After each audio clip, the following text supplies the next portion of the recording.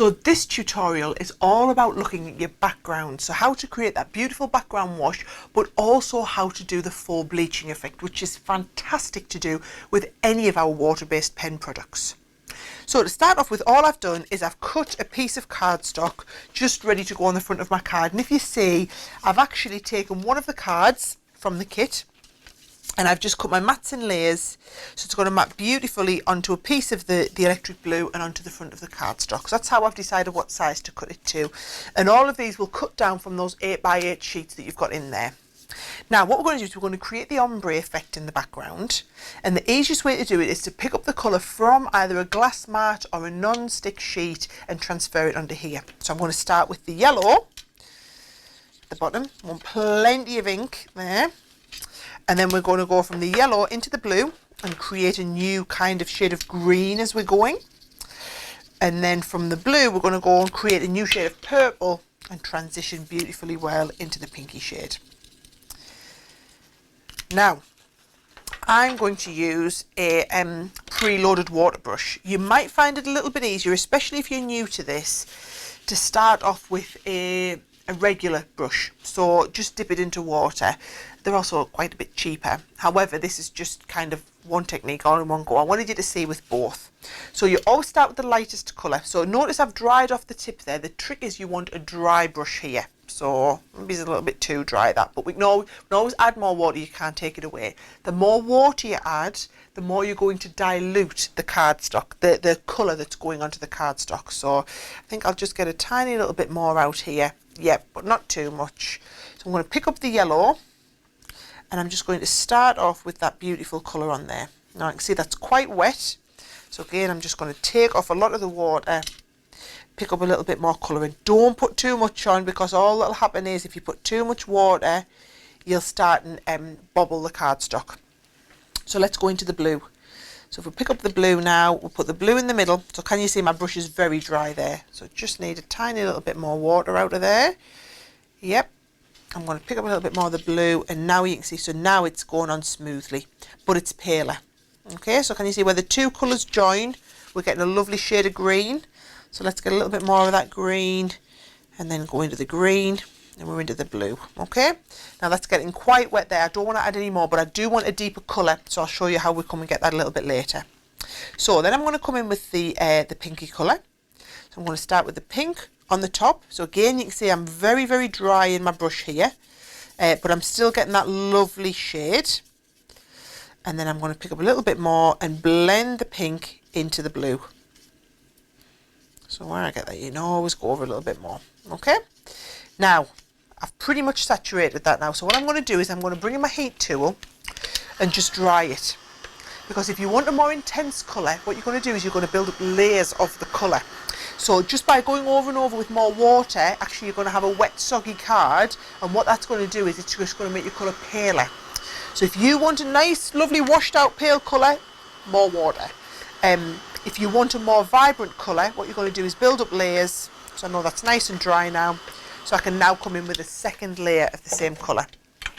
So plenty of ink down, plenty of the pink ink there. And make sure, yep, I'm a little bit dry there, so tiny little bit more. Lovely. Picking up that colour and just going on with another layer on top there. Now what I'm not doing, notice, is I'm not taking the pen straight to the cardstock. Because if you take the pen straight to the cardstock, what you'll find is the cardstock will suck the colour straight out of the pen, so you won't be able to get that lovely transition. Now look how much deeper that blue is now coming in for that second layer compared to the first layer that we did. Okay, so this is what I mean about the fact that it's going to transition and it's going to give you that deeper shade.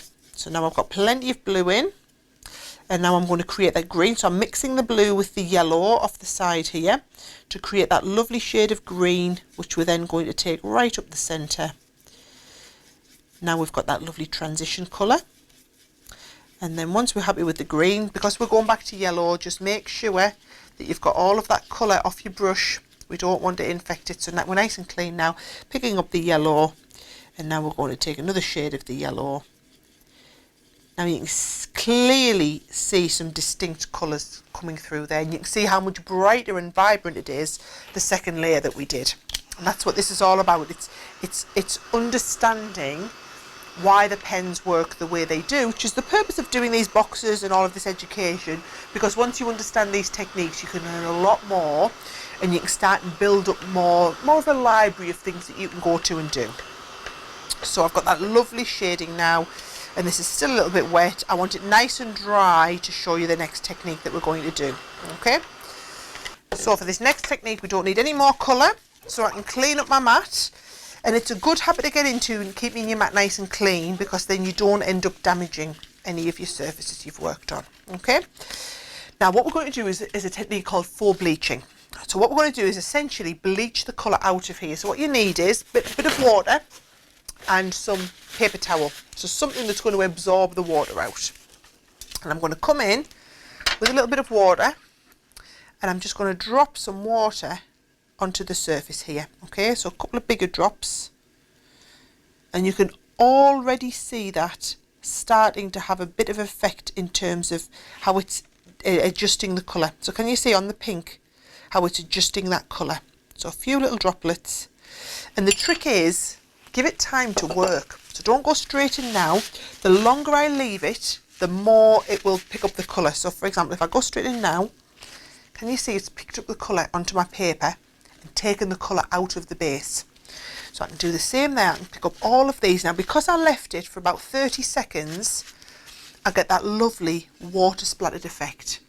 If you do it and try and take the colour out quicker, so we can do a couple of blobs there, and we go straight in now and take that colour out, what it will not do is lift anywhere near as much colour, because you need the time for the water to sink into the cardstock and react. So for example, around here you can see that we've got some very pale splodges and some really whiter splodges. That's all to do with how long we left the water on. So it's a great technique to try that. Okay, so that is now going to go and mat and layer onto the base of my cardstock.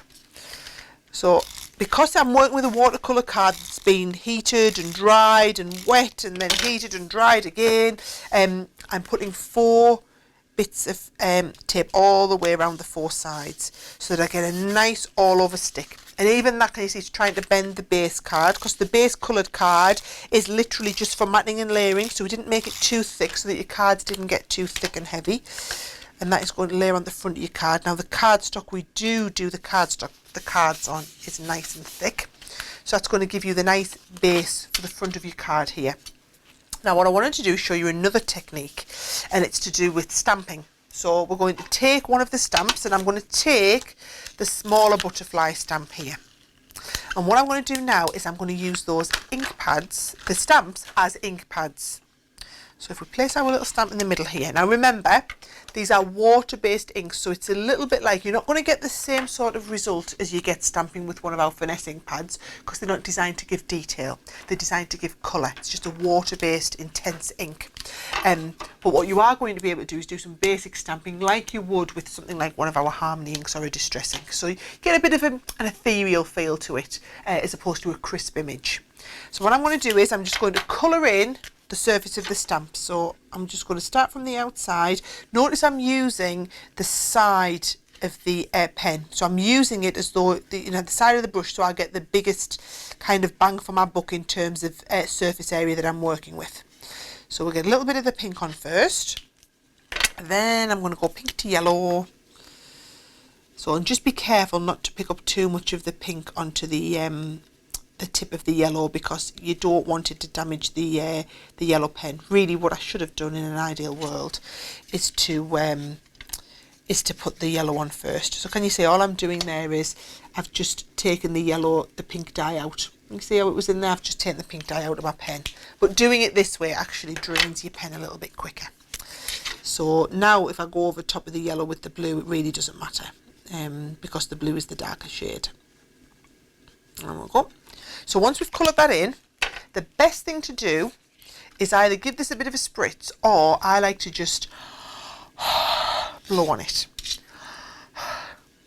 And then you can stamp with this, and you can see, so just give you that kind of washed outy look about it, but it's quite a nice finish. And actually, if you don't like the too washed outy look, remember it's a water-based product, you can always come in And just by using the water over top of it, it's going to kind of leave the outline colour, but it's going to allow you to do a little bit of blending in there. So can you see I'm blending the blue into the yellow, into the pink, and it just, it gives it more of that kind of ethereal feel to it if you want.